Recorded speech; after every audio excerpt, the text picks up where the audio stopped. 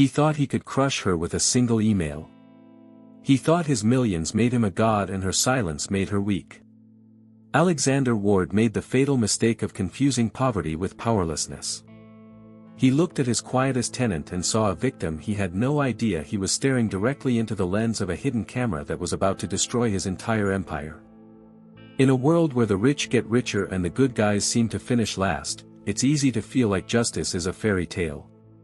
We've all felt that stinging knot in our stomach when power is abused, wondering if anyone will ever stand up and fight back against the bullies who think they own the world. Today, that question gets answered. Enter Madison Price. To her landlord, she's just the shy woman in apartment 4B struggling to make ends meet. But beneath the oversized sweaters lies a secret identity. She is an undercover investigative reporter, and she has turned her apartment into a trap. This isn't just a story about a rent hike, it's a masterclass in justice. We are about to watch a predator become the prey, dismantling his arrogance one secret recording at a time. But brace yourselves, because this investigation goes off the rails. What starts as a takedown turns into a dangerous psychological war. What happens when the villain saves your life? What happens when the reporter falls for the subject she swore to ruin? From a heartbreaking eviction in the dead of winter to a shocking live television confession that no one saw coming, this story will break your heart and then piece it back together. You are not going to want to miss a second of this redemption arc. If you believe that the truth always wins and that kindness is stronger than greed, you belong here. Smash that like button to support the underdogs, hit subscribe to join our growing family of storytellers, and let's expose the truth together. Let's dive in. Alexander Ward stood as a silhouette of absolute power against the panoramic window of his penthouse suite, the city lights flickering below like scattered coins he had yet to collect. He was the archetypal landlord, a man who viewed the brick and mortar of his empire not as shelter for families, but as a portfolio of yielding assets to be squeezed dry. With a casual, almost bored motion, he tapped the send button on his tablet, dispatching a notification that would land like a bomb in the inboxes of 50 struggling households. It was a 50% rent hike, a brutal maneuver designed to flush out the low-income residents and pave the way for luxury renovations. He swirled his expensive cognac, the amber liquid catching the light, completely detached from the panic he had just unleashed. In his mind, this was simply business, a necessary evolution of the market that favored the strong and trampled the weak without a second thought. Alexander prided himself on his arrogance, mistaking his lack of empathy for superior business acumen, never pausing to consider the human collateral damage of his greed. He believed his tenants were powerless, scattered sheep who would bleat about the unfairness of life and then quietly disappear into the night.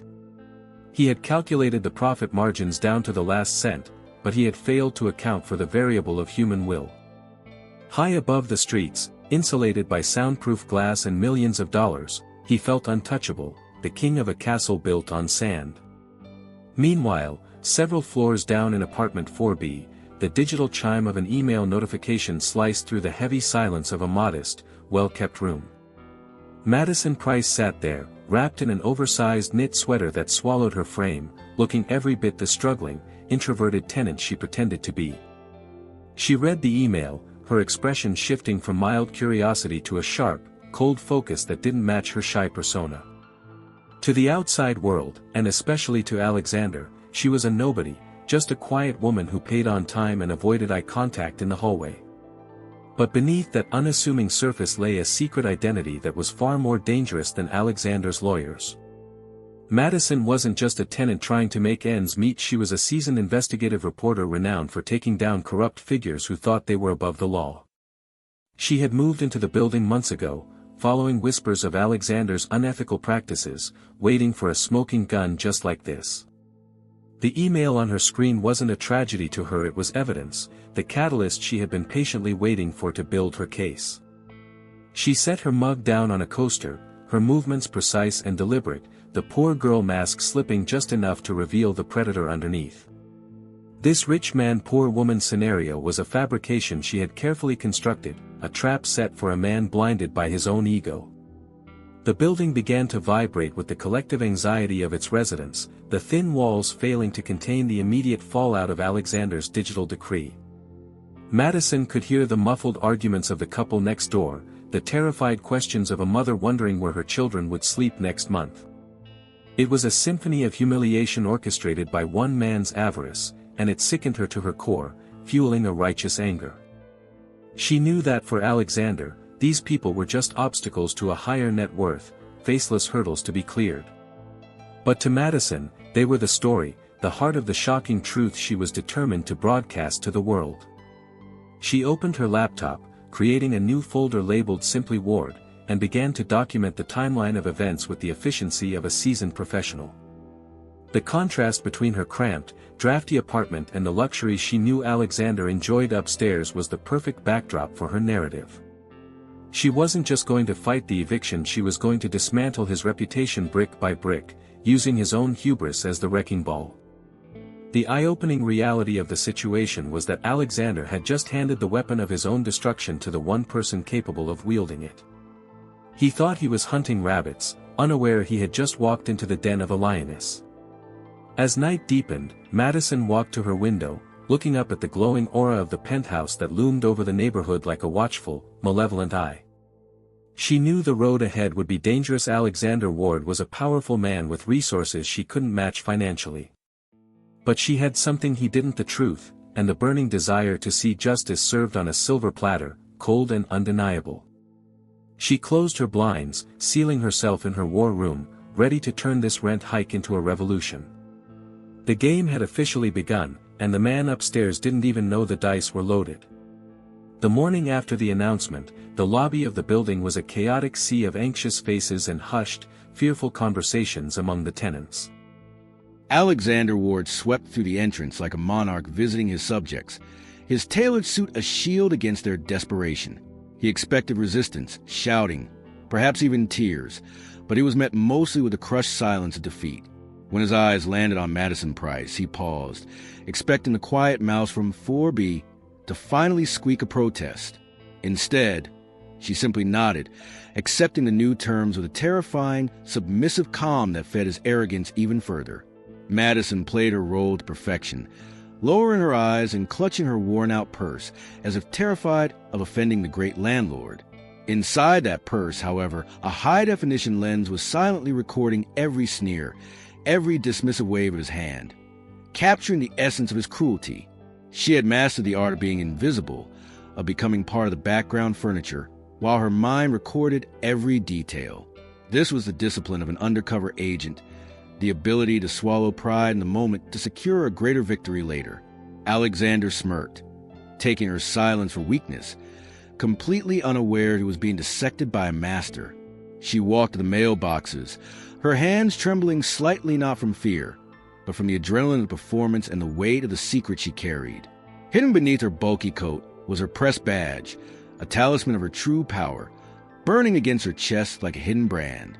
She knew that if Alexander saw it, the game would be over and the story of the rent hike would die before it ever reached the public. Every interaction was a high-stakes gamble, a tightrope walk where one slip meant exposure and failure.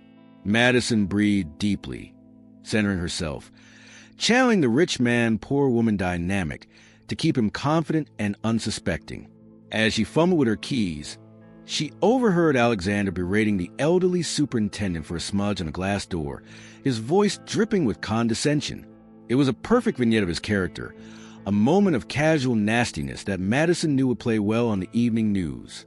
She turned slightly, ensuring the camera bag on her shoulder had the perfect angle to catch the interaction without drawing attention. This wasn't just about the money anymore, it was about exposing the shocking truth of his personality. The humiliation he inflicted on others was about to become the noose around his own neck. Back in the safety of her apartment, Madison exhaled, shedding the persona of the victim like a heavy, suffocating coat. She immediately began transferring the footage, her fingers flying across the keyboard as she logged the metadata of the encounter. The image of Alexander's sneering face filled her screen, a stark contrast of the kind. Struggling neighbors she passed in the hallway. She felt a pang of guilt for deceiving them too, for not telling them she was on their side. But secrecy was the only way to ensure justice. She had to remain the victim, to catch the villain. She looked around her apartment, which she had deliberately staged to look more destitute than it actually was, hiding her professional gear in hollowed-out books and false vents. It was a lonely existence, living a lie 247, but the potential for redemption for these families kept her focused. She grabbed a notebook and sketched out the next phase of her plan, knowing she needed more than just stolen moments in the lobby. She needed to get closer to the beast to understand the mechanism of his greed from the inside. The plot twist she was engineering required total immersion. Madison paused, looking at a photo of her late father on her desk, a man who had lost everything to a tycoon much like Alexander Ward. This mission was personal, a ghost from her past driving her to ensure history didn't repeat itself for her neighbors. She touched the frame gently, renewing her vow to see this through to the bitter end, no matter the cost. Alexander thought he had won the first round by silencing the tenants with fear. He didn't realize that in Madison's silence, he had cultivated his most dangerous enemy. The disparity between the penthouse and the lower floors was not just architectural. It was a moral chasm that Madison was determined to map out. Alexander lived in a world of polished marble, imported silk, and climate-controlled comfort that made the seasons irrelevant.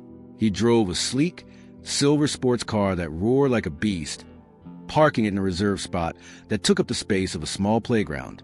His life was a montage of excess, a testament to the millionaire lifestyle funded by the very people he was squeezing for pennies. Madison documented this opulence from afar, her camera capturing the gleam of his watch that cost more than the building's heating system.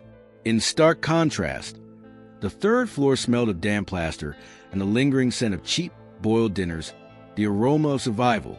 Madison captured footage of Mrs. Higgins counting coins on her kitchen table, deciding between heating medicine and a warm meal. The walls in the lower apartments were peeling, weeping moisture that Alexander refused to fix, citing budget constraints while sipping champagne upstairs.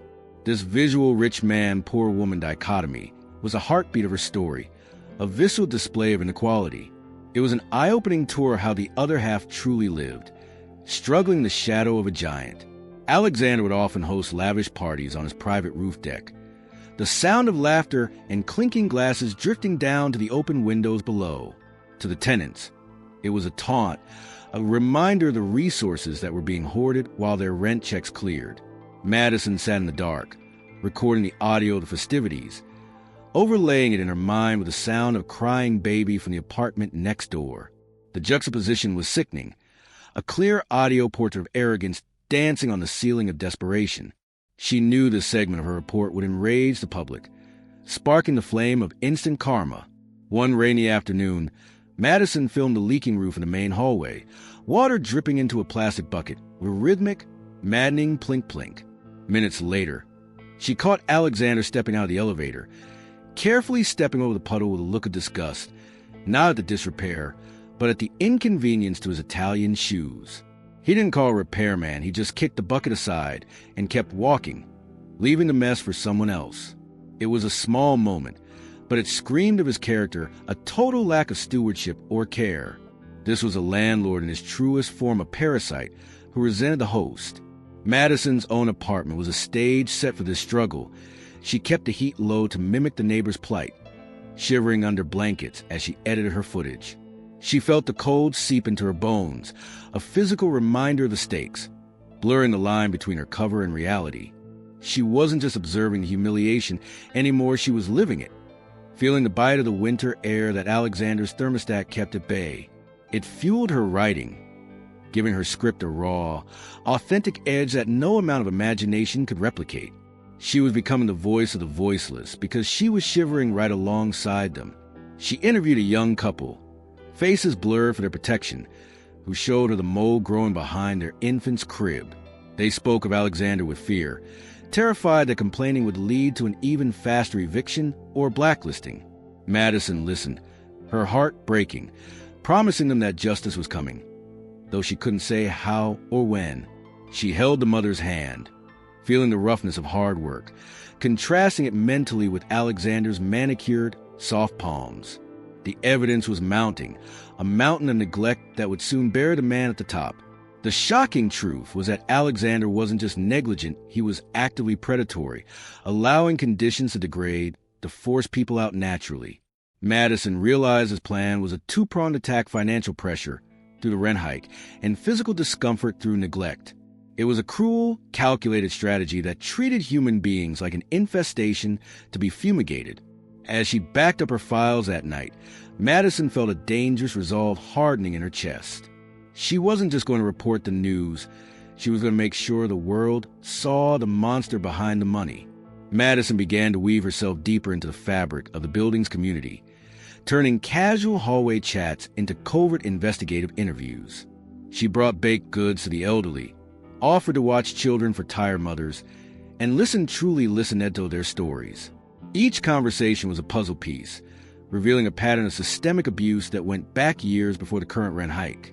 She learned of security deposits never returned, of threats made in the dead of night, of a landlord who ruled through intimidation.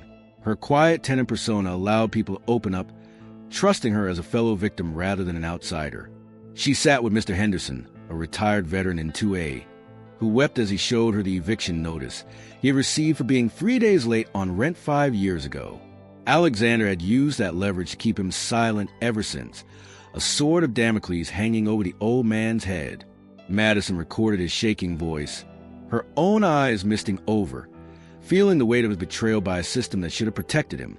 This wasn't just business, it was psychological warfare. The secret identity she held felt heavy, knowing she had the power to help, but had to wait for the perfect moment to strike. The stories were endless and heartbreakingly similar: broken promises, sudden fees, and the constant, looming threat of homelessness. Madison organized these testimonies into a digital dossier, a chronicle of humiliation that painted Alexander as a tyrant. She was careful, always checking for hidden cameras or listening devices, knowing that Alexander was paranoid enough to spy on his own tenants. She met people in the laundry room, the noise of the machines masking their whispers, creating a resistance movement right under his nose. They called it complaining. She called it gathering ammunition for justice. One afternoon, she met a young woman named Sarah who had been propositioned by Alexander in exchange for a rent reduction. The revelation hit Madison like a physical blow, adding a sinister, predatory layer to his greed. This was no longer just about money. It was about an abuse of power that crossed into the criminal. Madison held Sarah's hand as she recounted the story, promising her that this shocking truth would see the light of day. The rich man, poor woman dynamic here was twisted and ugly, a stark reminder how money can corrupt the soul. Madison's journalistic instincts were firing on all cylinders, but her human heart was taking a beating. Absorbing so much pain and fear was exhausting, and she found herself lying awake at night, haunted by the voices of her neighbors. She channeled this restless energy into her work, refining her script, sharpening her questions, preparing to be the sword they needed. She knew she had to be perfect: one mistake, one leak, and Alexander would crush them all before the story aired. The pressure was immense, a crucible that was forging her into a force of redemption. She also began to notice the subtle ways the tenants supported each other, sharing food, watching kids, lending heaters. It was a beautiful, tragic resilience that stood in opposition to Alexander's isolation. He had money, but he had no community, no loyalty, no love. Madison realized that while he was technically the millionaire, he was spiritually bankrupt. This realization gave her a strange sense of pity mixed with her anger, a complex emotion she noted in her journals. The plot twist of the story wasn't just his fall, it was a revelation of their strength. As the dossier grew, Madison knew she was sitting on a powder keg. She had enough to ruin him, but she needed the climax, the undeniable proof of his current intent. She needed him to say it, to show his true face to her camera. She began to plan a confrontation, a way to bait him into revealing the depth of his arrogance directly to her. The investigative phase was ending, the entrapment phase was about to begin. The day of a routine inspection arrived, a thinly veiled excuse for Alexander to invade their privacy and assess his property for renovation. He moved through the hallways with a clipboard and a sneer, pointing out damages that were clearly the result of his own neglect. When he arrived at Madison's door, she let him in with lowered eyes, her hidden camera positioned perfectly on a bookshelf. He strode in, his expensive cologne overpowering the scent of her modest tea, looking around with blatant disdain. This was a landlord in his element, judging the lives of those he deemed beneath him. He picked up a worn throw blanket from her couch, holding it with 2 fingers as if it were contaminated. Charming, he drawled, the sarcasm dripping from every syllable. I suppose this is what passes for decor, when one is. On a budget. The insult was direct, designed to inflict humiliation, but Madison just nodded, playing part of the meek, embarrassed tenant. Inside, however, she was screaming, her blood boiling at his casual cruelty. Every word he spoke was being recorded, another nail in the coffin of his reputation. His arrogance was blinding him to the fact that the poor girl was analyzing him like a specimen. He walked to the window, criticizing the view, criticizing the layout, criticizing the very air she breathed. You know, Madison, he said, using her name with a mocking familiarity. People like you really should aspire to more. It's depressing just standing here. It was a classic rich man, poor woman moment. A lecture on ambition from a man who had inherited his fortune. Madison bit her tongue, so hard she tasted copper, forcing a weak smile. I try my best, Mr. Ward, she whispered, feeding his ego. He laughed, a short, barking sound that lacked any warmth. Try harder, he advised, turn his back on her. This encounter, intended to belittle her, did the exact opposite. It solidified her resolve like concrete. His mockery wasn't a deterrent, it was fuel, high-octane and explosive. She looked at his back, realizing that he didn't see people, he saw props in his own movie. This blindness was his greatest weakness. The eye-opening realization that he was incapable of empathy made her mission clear. He didn't just need to be exposed, he needed to be taught a lesson. Instant karma was too good for him. He needed a systematic dismantling of his worldview.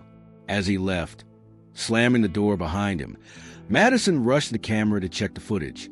It was perfect, the lighting, the audio, the sheer ugliness of his personality captured in 4K resolution. She replayed his comments about her poverty, letting the anger wash over her, transforming it into cold, hard determination. She wasn't just fighting for the neighbors anymore, she was fighting for every person who had ever been looked down upon by someone like Alexander. This was a class war, fought in a living room, and she had just won a major battle without firing a shot. She sat down and began to transcribe the encounter, her fingers hitting the keys with force. The face agreed. She typed, "Isn't always a monster. Sometimes it's a man in a suit telling you that your best isn't good enough." She was crafting a narrative of betrayal of the social contract between the powerful and the powerless. Alexander had thought he was crushing her spirit, but he had merely sharpened her blade. The shocking truth was that the quietest person in the room was the one he should have feared the most. Madison looked at herself in the mirror, shedding the meek expression. Her eyes were fierce, blazing with the fire of a reporter on the verge of the scoop of a lifetime. She whispered a promise to her reflection. "You're going to regret that inspection, Alexander." The game of cat and mouse continued, but the roles were rapidly reversing. He had mocked her poverty, but she was about to bankrupt his soul. A week later, a violent storm battered the city, the wind howling like a banshee and testing the structural integrity of the neglected building. The lights flickered and died, plunging the complex into darkness, followed by the ominous groan of the ancient elevator system grinding to a halt. Alexander, who had been inspecting the basement boiler, ironically trying to cut costs on heating, found himself trapped when the electronic security doors malfunctioned, sealing him in the flooding sublevel. The landlord, master of his domain, was suddenly a prisoner of his own deferred maintenance. Panic set in as the water rose, cold and murky, a physical manifestation of his instant karma. Madison, equipped with a reporter's emergency kit, was descending the stairs with a flashlight when she heard the muffled shouting. She tracked the sound to the basement door, realizing immediately who was trapped inside. The power was out, the electronic keypad was dead, and the water was rising fast. For a split second, a dark thought crossed her mind to leave him there, to let him taste the fear he inflicted on others. But her humanity and her secret identity as a secret truth rather than a distinct avenger kicked in. She dropped her bag and ran to the manual override panel, which was rusted shut. "Help! Is anyone there?" Alexander's voice was cracked with genuine terror, stripped of all arrogance. It was a jarring sound, the plea of a man who realized his money couldn't buy him air. Madison shouted back, "It's Madison. I'm here. Stay back from the door." She used a crowbar from the janitor's closet, her muscles straining, leveraging her knowledge of the building's layout knowledge she gained from her investigation. She wasn't the helpless tenant he thought she was capable, resourceful, and in command. The rich man, poor woman script flipped. He was a damsel, and she was a savior. She managed to pry the panel open and manually cranked the release gears, the rusted metal screeching in protest. The door groaned open, spilling water and a soaking wet Alexander into the hallway. He fell to his knees, gasping for air, his expensive suit ruined, shivering uncontrollably. Madison didn't mock him. She immediately wrapped her own dry coat around his shoulders, checking him for injuries with professional efficiency. The shocking truth of the moment was that the person he planned to evict was the only reason he was breathing. Alexander looked up at her, his eyes wide with shock and confusion. He expected her to panic or to be useless, but she was calm, authoritative, and kind. "Are you hurt?" she asked, her voice firm but gentle. He couldn't speak, only shook his head, the reality of his near-death experience crashing down on him. This was a pivot point, a plot twist in their dynamic. He saw her not as a line item on a spreadsheet, but as a human being who would save his life. The water dripped from his nose, washing away the veneer of the untouchable millionaire. She helped him up, guiding him up the stairs away from the rising water, her grip strong on his arm. "We need to get you warm," she said, leading him not to his penthouse, which was inaccessible without power for the elevators, but to her apartment on the 4th floor. It was a walk of shame and salvation combined. Alexander leaned on her, humbled by the physical necessity of her support. He felt the frailty of his own body and the strength of hers. It was an eye-opening journey up 4 flights of stairs that felt like climbing a mountain. In that dark stairwell, illuminated only by her flashlight, the power dynamic was completely erased. They were just two people surviving a storm. Madison didn't mention the rent, the insults, or the camera. She simply acted with a decency that Alexander had long forgotten existed. He was shivering, not just from the cold, but from the sudden, terrifying realization of how alone he truly was and how wrong he had been about the woman holding him up. Inside her apartment, Madison lit candles, casting a warm, flickering glow over the modest room that Alexander had mocked only days before. She handed him a towel and a mug of hot tea, boiled on a camping stove she kept for emergencies. Alexander sat on the couch, the same one he had sneered at-wrapped in the cheap blanket, which now felt like the most luxurious fabric on earth. He watched her move, confused by her lack of bitterness. He knew he was a villain. He knew what he had done to her and the others. This kindness didn't fit his worldview of transaction and leverage. It was a redemption he hadn't earned. "Why?" he finally asked, his voice rough. "Why help me?" Madison paused, holding the kettle. She looked at him, measuring her words. "Because leaving you there wouldn't make me better than you," she said softly. It was a dagger of truth wrapped in velvet. She wasn't doing it for a reward or to curry favor. She was doing it because it was right. This concept was alien to Alexander, a man who measured every action by its return on investment. The rich man, poor woman divide was bridged by a simple act of humanity that left him reeling. She sat across from him, sipping her own tea, the silence stretching between them. For the first time, Alexander really looked at her. He saw the intelligence in her eyes, the grace in her posture, the quiet strength he had mistaken for timidity. He felt a strange pang in his chest, a cracking of the armor he had worn for decades. He realized with a jolt that he didn't want to be the enemy in this room. The secret identity she hid was still safe, but the identity he projected was crumbling. He was just a wet, cold man in a stranger's living room. They began to talk, tentatively at first. Madison asked him about his family, steering the conversation away from business. Alexander found himself opening up, talking about the pressure of his father's legacy, the loneliness of the top, things he hadn't admitted to his closest associates. He was speaking to her not as a landlord, but as a confessor. Madison listened, her journalistic mind recording the details, but her heart feeling a treacherous twinge of empathy. He wasn't a monster born, he was a monster made. This nuance complicated her story, adding a layer of tragedy to the betrayal she was planning. The storm raged outside, but inside, a strange truce had formed. Alexander looked around the room again, seeing not poverty, but a home. He saw the books, the photos, the care put into the small space. I didn't realize, he stammered, gesturing vaguely. It's actually quite cozy. It was the closest he could get to an apology. Madison smiled, a genuine, sad smile. It's home, Alexander. That's what you don't understand. It's not just square footage. The lesson was landing, piercing the veil of his arrogance. For a moment, the air was charged with something else he had tension that wasn't about rent or reporting. It was a confusing, magnetic pull of two opposites connecting in a crisis. Alexander felt an urge to protect her, a laughable irony given his previous actions. He was intrigued by her integrity, baffled by her grace. He was beginning to see the woman behind the tenant, and it terrified him because it made his actions indefensible. The shocking truth he was facing was his own moral bankruptcy. As the storm began to subside, Alexander stood up, dry and warmed, but internally shaken. "Thank you," he said, and for the first time in years, he meant it. Madison nodded, watching him go. She locked the door behind him and leaned against it, her heart pounding. She had saved him, and in doing so, she had gotten closer than ever. But she also realized that destroying him would now be harder. She had seen the human beneath the suit, and that made the coming justice feel less like a victory and more like a tragedy. In the days following the storm, the atmosphere in the building shifted subtly.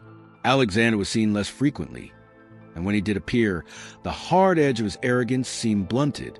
He found himself drawn to apartment 4B, not to inspect or intimidate, but simply to exist in Madison's orbit. He started leaving small, anonymous gifts at her Dora space heater, a box of high-end tea clumsy attempt at repayment that confused the other tenants.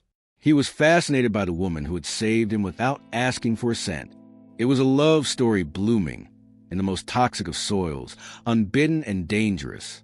He began to intercept her in the lobby, initiating conversations that had nothing to do with the lease. He asked about her day, her interests, trying to solve the riddle of her character. Madison played along, maintaining her cover, but struggling with the authenticity of his overtures. He was charming when he wasn't being a tyrant, a realization that unsettled her. She saw the millionaire trying to learn the language of kindness, stumbling like a toddler. It was pathetic and endearing all at once. The rich man, poor woman trope was playing out in real time, blurring the lines of her investigation. Alexander even paused the renovations on the floor above her, citing structural concerns, but Madison knew it was to spare her the noise. He was making concessions for her that he wouldn't make for anyone else. He was lowering his guard, exposed his throat to the very person holding the knife. He invited her for coffee, not in his penthouse, but at the corner bakery she frequented. There, amidst the smell of yeast and sugar, he looked at her with a vulnerability that made Madison's stomach turn. He was falling for her, and she was recording his fall. "I've been thinking about what you said," Alexander admitted one morning, crumbling a croissant, "about this place being a home. I never looked at it that way." It was a massive admission, a crack in the dam of his greed. Madison nodded, encouraging him. "It's people's lives, Alexander, not just your ledger." He listened, really listened, his eyes searching hers for approval. He was seeking redemption through her, using her as his moral compass.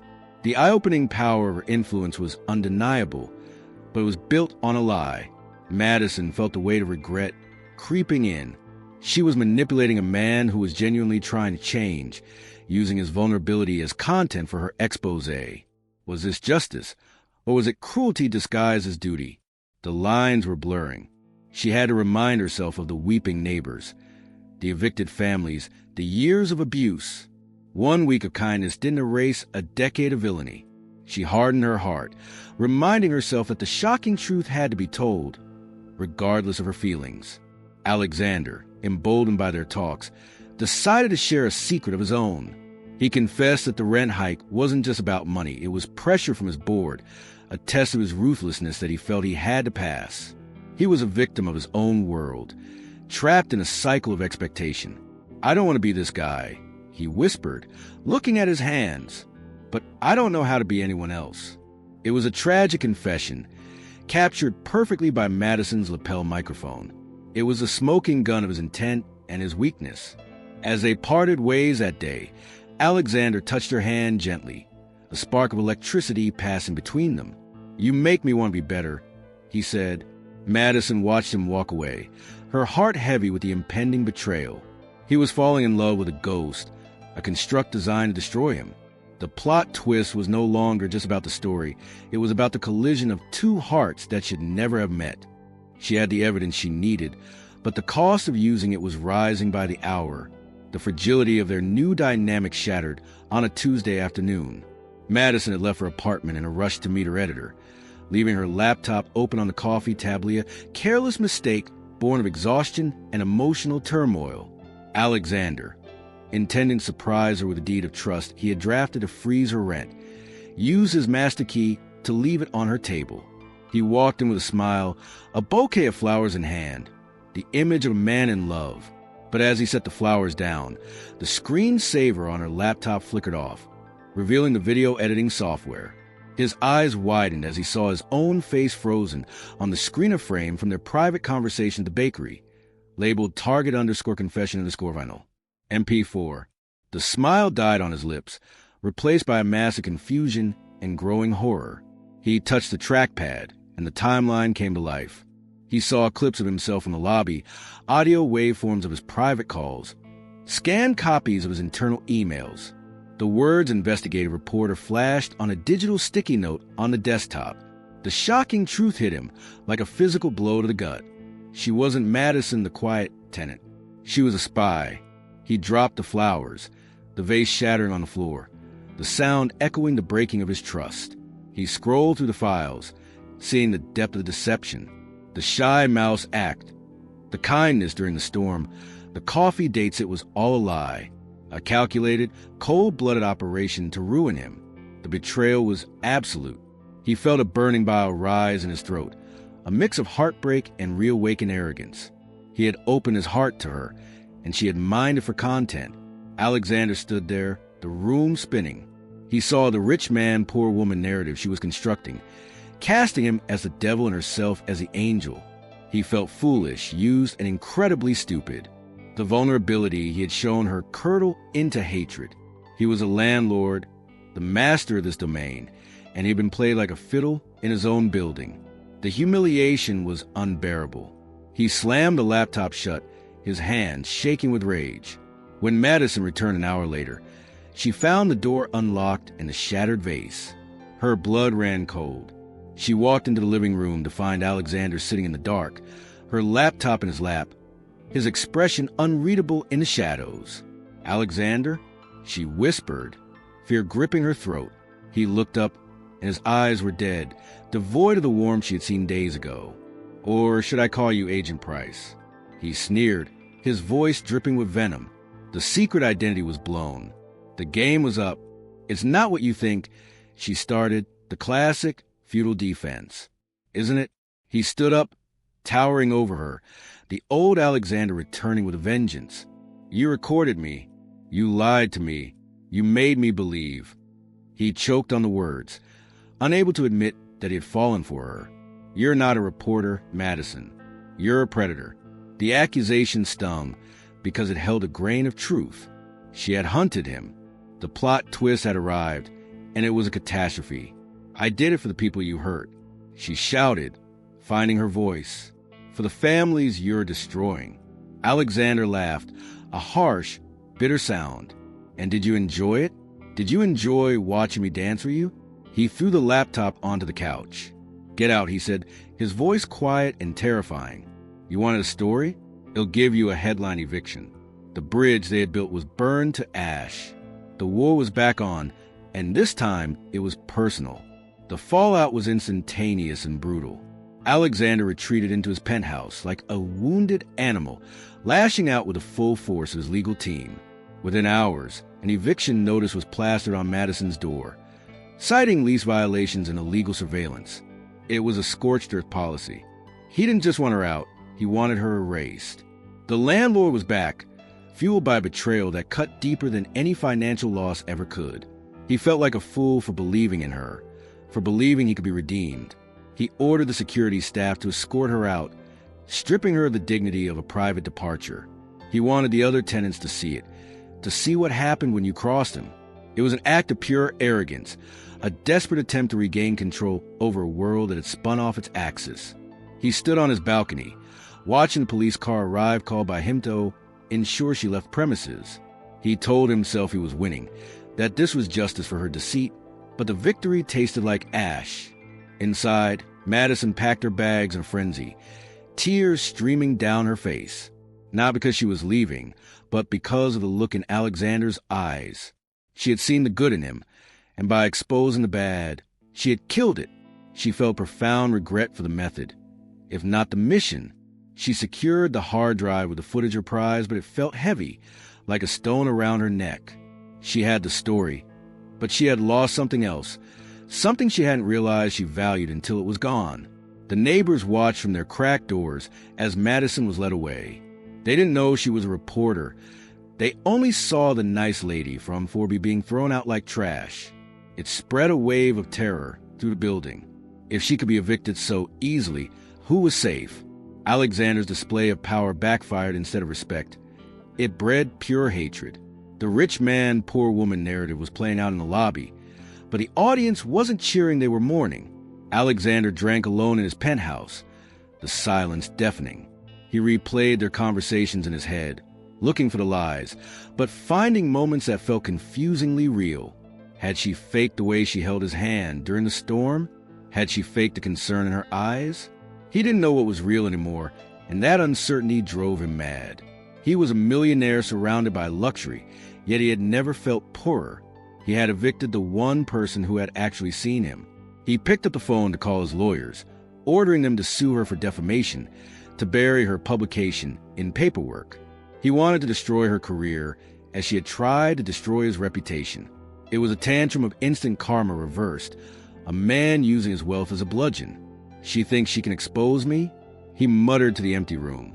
It'll make sure she never works again. But his voice lacked conviction. He was hurting, and he was trying to inflict pain to mask it.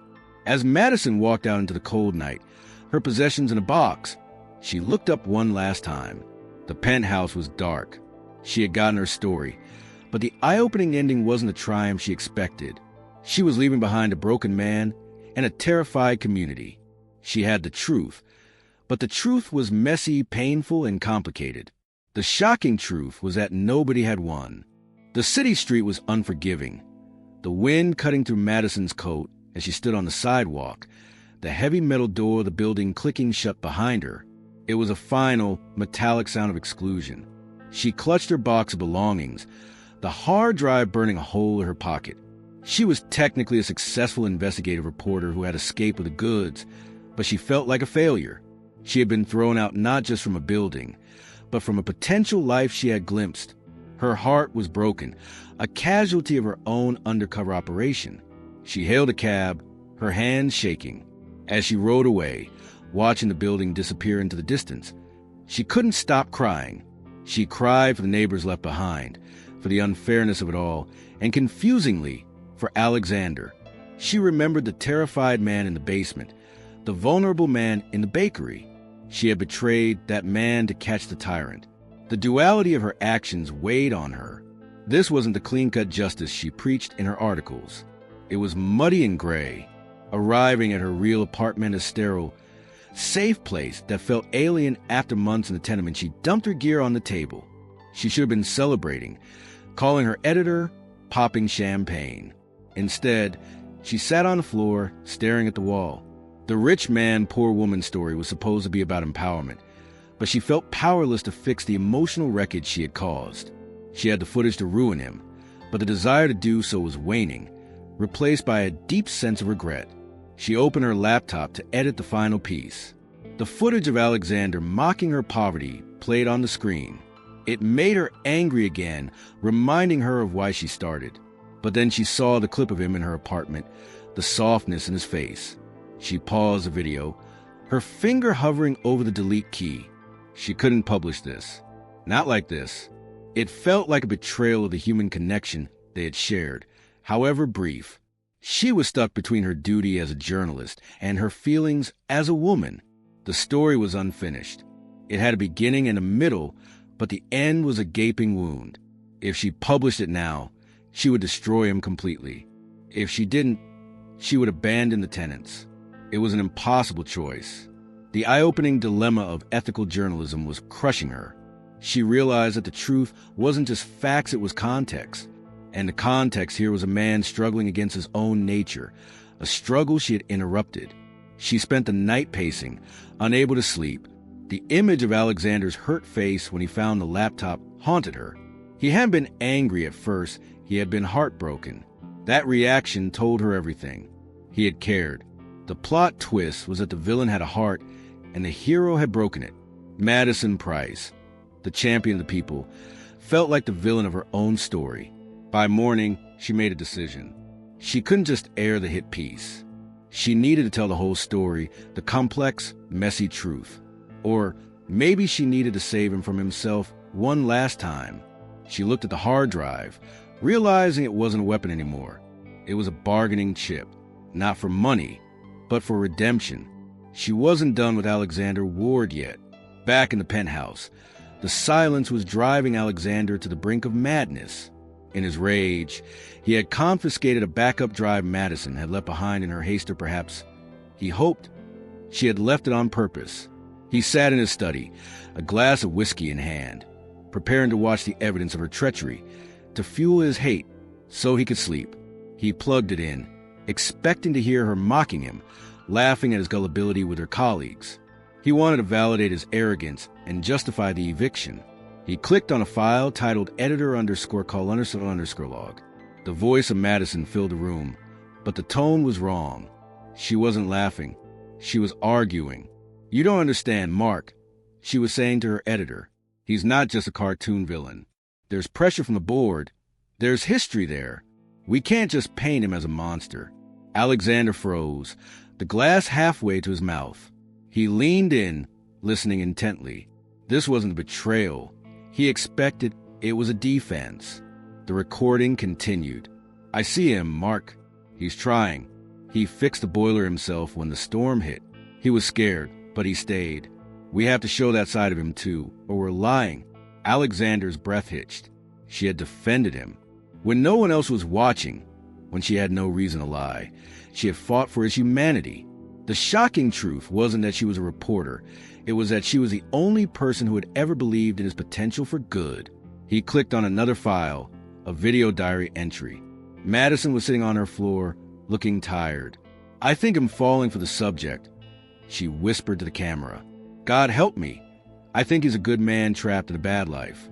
I don't know how to finish this story without destroying him, and I don't want to destroy him." Alexander dropped his glass. It shattered, the whiskey soaking into the expensive rug. But he didn't care. Tears pricked his eyes. It was a love story, documented in secret. The realization hit him like a freight train. She hadn't been manipulating him to hurt him. She had been struggling just as he was. The rich man, poor woman divide hadn't stopped her from seeing his soul. He had evicted her, humiliated her, and thrown her onto the street, all while she was trying to save his reputation from her own editor. The weight of his instant karma crushed him. He was the villain, not because of the rent, but because of his blindness. He replayed the clip. "I think he's a good man." The words echoed in the empty, luxurious room. He looked around at his wealth, his empire, and it all looked like garbage. What was it worth if he threw away the only person who saw the good man inside him? He buried his face in his hands, a sob escaping his throat. He had made the biggest mistake of his life. The anger evaporated, replaced by a frantic need to fix this. He was a landlord of a broken building and a broken life. He needed to find her. He needed to tell her. He heard the tapes. The eye-opening clarity of the moment galvanized him. He wasn't going to call his lawyers. He was going to call a press conference, but not the one anyone expected. The guilt was a physical thing, a heavy stone sitting on Alexander's chest. He paced the penthouse, the recordings playing on a loop in the background, a torture of his own making. "He's trying," Madison's voice said, over and over. He looked at his reflection in the glass of the tailored suit, the tired eyes, and saw fraud. He hadn't been trying hard enough. He had done the bare minimum and expected a medal. Madison had given him credit for a potential he hadn't yet fulfilled. That belief, now that she was gone, felt like a holy burden. He thought about the tenants downstairs, the people he had ignored for years. Madison had cared for them, fought for them, lived with them, and he had treated them like cattle. The humiliation he felt now was internal and searing. He realized that his arrogance had been a shield against facing the reality of his greed. He wasn't a businessman, he was a bully. And Madison had been the only one brave enough to stand up to him, and kind enough to help him up when he fell. He remembered the eviction, the police, her tears. He had ordered that. He had inflicted that pain on the woman who loved him. The regret was agonizing. He grabbed his phone, scrolling through his contacts, realizing he didn't even have her real number, only the fake one she used for the lease. He was disconnected from her in every way, except for the voice on the recording. He felt a desperate need for redemption, but he didn't know if he deserved it. He sat down at his desk, pulling out the deed to the building, the spreadsheets, the profit projections. He looked at the numbers that had dictated his life. They meant nothing. He grabbed a pen and began to write, furiously, scratching out calculations and drafting a new plan. It was a plan that would horrify his board and ruin his quarterly earnings, but it was the only way to align himself with the man Madison thought he was. He was going to make the shocking truth a reality. He called his assistant, waking her up, cancel my meetings, call the news station, tell them I have a statement regarding the Madison Price investigation. The assistant was confused. Sir, are we suing? Alexander closed his eyes. No, we're surrendering. It was the first honest decision he had made in a decade. He was going to face the music, and he was going to do it publicly. The sun began to rise, casting a pale light over the city. Alexander didn't sleep. He spent the hours watching the footage of the neighbors' mold, the leaks, the fear. He forced himself to watch every second, to memorize every crack in the wall he had ignored. This was his penance. He needed to understand the depth of his failure before he could ask for forgiveness. The rich man, poor woman story was ending, but he was rewriting the final chapter. He showered, dressed not in his usual power suit, but in a simple shirt and slacks. He looked in the mirror one last time. Time to be the good man, he whispered. He left the penthouse, walking past the empty apartment 4B. He touched the door gently. "I'm sorry," he breathed. Then he headed for the elevator, descending from his tower to face the world.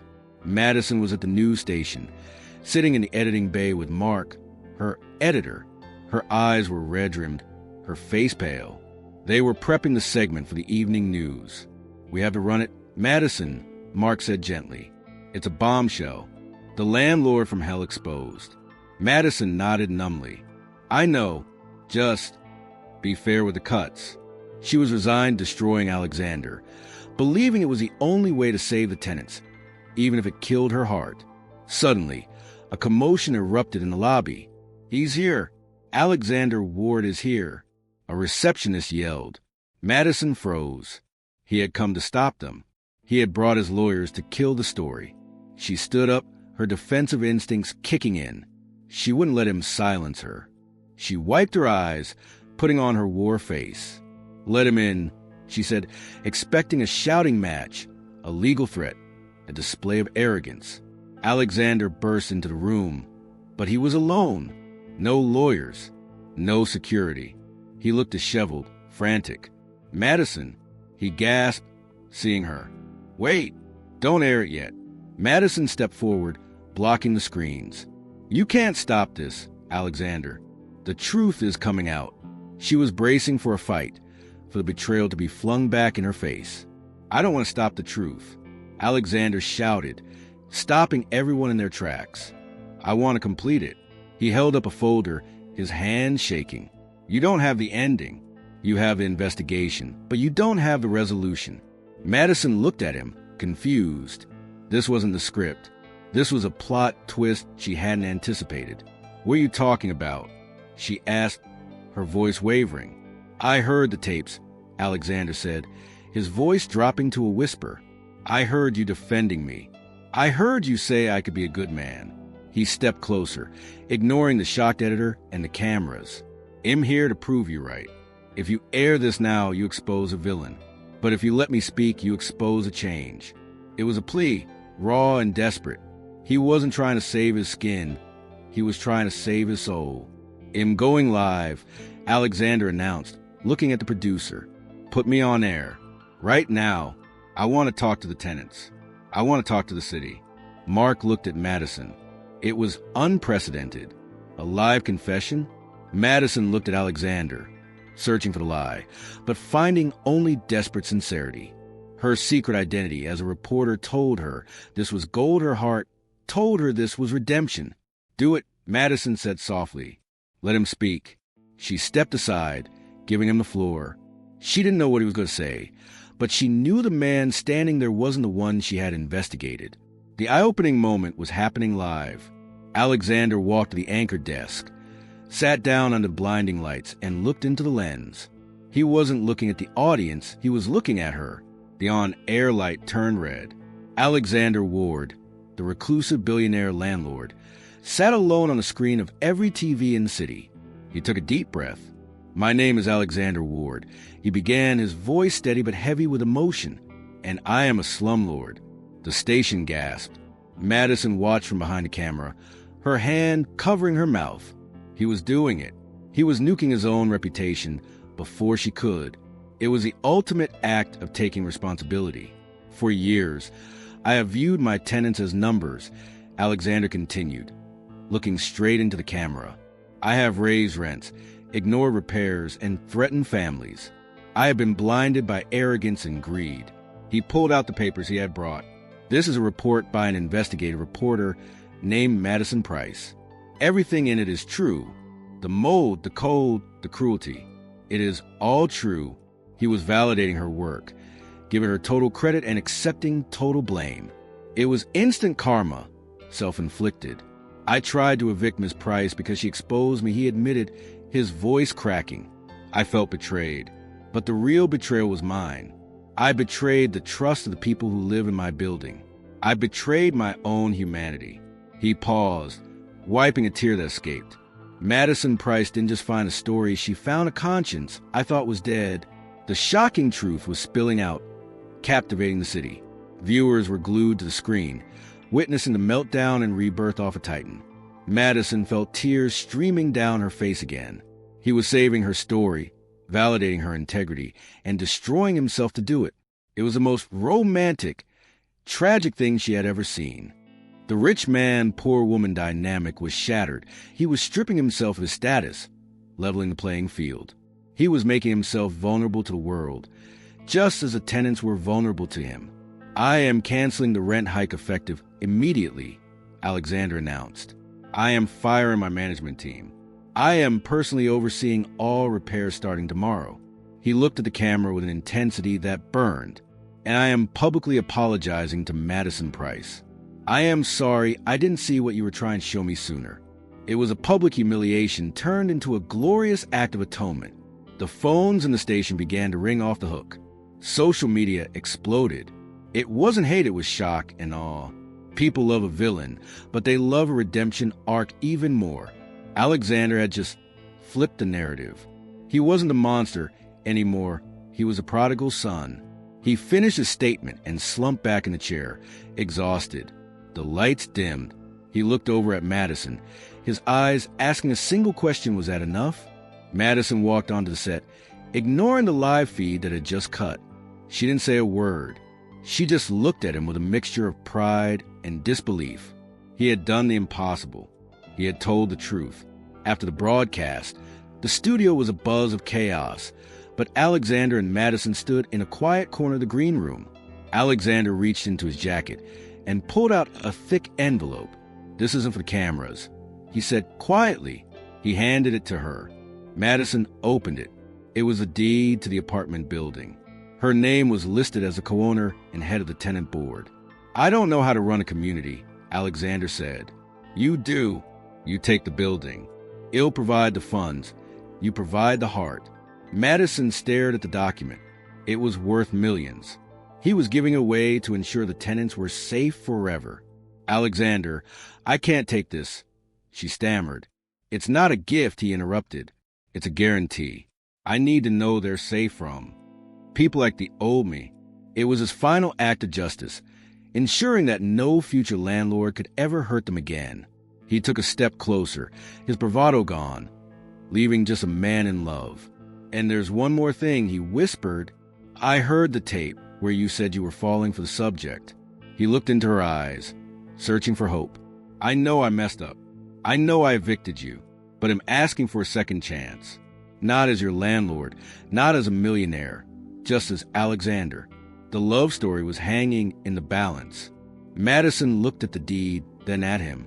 She saw the regret, the hope, the change. She saw the man who had sat in her living room during the storm. You really are a piece of work, Ward. She smiled, a genuine, warm smile. You think you can just buy a building and fix my heart? Alexander smiled back, a tentative, hopeful grin. I'm willing to spend the rest of my life trying. She didn't say yes immediately. She was too smart for that, but she took his hand. We'll start with the repairs, she said firmly. And coffee. Cheap coffee. Alexander laughed, a sound of pure relief. Deal, he said. The plot twist was complete. The reporter hadn't just exposed the landlord, she had transformed him. They walked out of the station together, into the waiting flashbulbs of the paparazzi. But this time, Alexander didn't shield his face. He held the door for her, walking beside her, not ahead of her. The rich man, poor woman divide was gone. They were just partners. The eye-opening journey had led them back to the start, but everything had changed. As they got into his car, Madison looked at the deed in her hand, and then at the man beside her. She realized the story wasn't over. It was just beginning, and for the first time in her career, she didn't want to write the ending. She wanted to live it. The shocking truth was that love, like a good investigation, required patience, courage, and a willingness to dig deep. And they had struck gold. Alexander learned the hard way that a penthouse view is worthless if you can't look at yourself in the mirror, while Madison discovered that even the darkest villains can harbor a light worth saving. The true story here wasn't about the battle between rich and poor. It was about the battle between our ego and our humanity, and humanity won. If you also believe that compassion is the ultimate superpower and that no one is beyond the reach of redemption, then you have found your place. Subscribe now and join our community of dreamers and truth seekers. Let's make this message loud and clear. Hit that like button as a signal that you choose kindness over greed.